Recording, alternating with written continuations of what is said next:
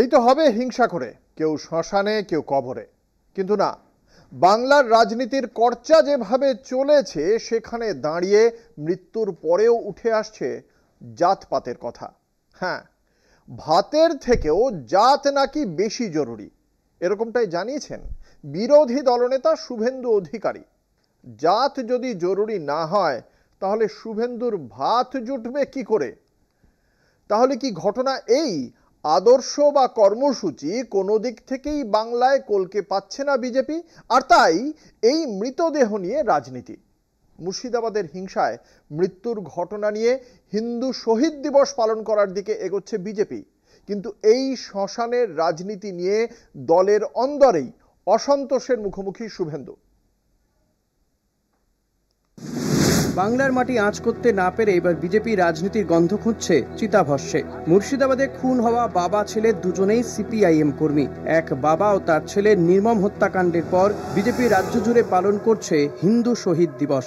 অথচ নিহতরা দুজনেই ছিলেন বামপন্থী। তাদের বাড়িতে গিয়েছেন বাম নেতৃত্ব, তাদের সন্তানদের পড়াশোনার দায়িত্ব নিয়েছে সিপিআইএমই। তবু বিজেপি জোর করে তাদের পরিচয় বদলে দিচ্ছে, শুধু হিন্দু ট্যাগ লাগিয়ে।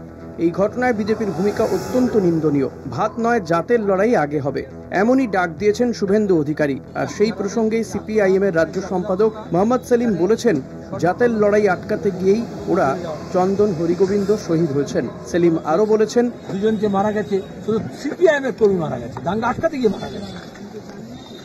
তাকে ধর্ম পরিচয় খুন করা হয়েছে, তাকে তো খুন করা হয়েছে সে দাঙ্গা বিরোধী বলে। তাই এখানে প্রশ্ন হচ্ছে কে দাঙ্গার পক্ষে আর কে দাঙ্গার বিরুদ্ধে।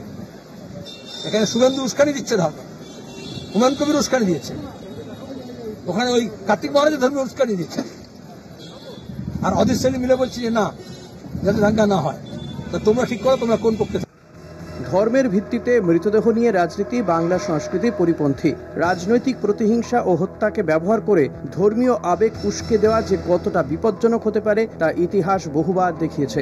রাজনৈতিক মহলের মতে 2026 বিধানসভা নির্বাচনের আগে এই প্রবণতা আরও তীব্র হবে। বিজেপি বুঝে গেছে বাংলায় আদর্শ বা কর্মসূচির জোরে তারা জমি পাচ্ছে না, তাই এবার তারা শ্মশানের রাজনীতি শুরু করেছে। বিজেপির অভ্যন্তরেও এই মৃতদেহ নিয়ে রাজনীতিকে ঘিরে প্রশ্ন উঠেছে। দলের কিছু উদারপন্থী নেতা এই অবস্থানের বিরোধিতা করেছেন। তাদের মতে অন্য দলের কর্মীর লাশকে নিজেদের হিন্দু বলে চালিয়ে দেওয়া জনমনে নেতিবাচক প্রভাব ফেলবে, কিন্তু বিরোধী দলনেতা শুভেন্দু অধিকারী স্পষ্টতই এই পথেই হাঁটছেন।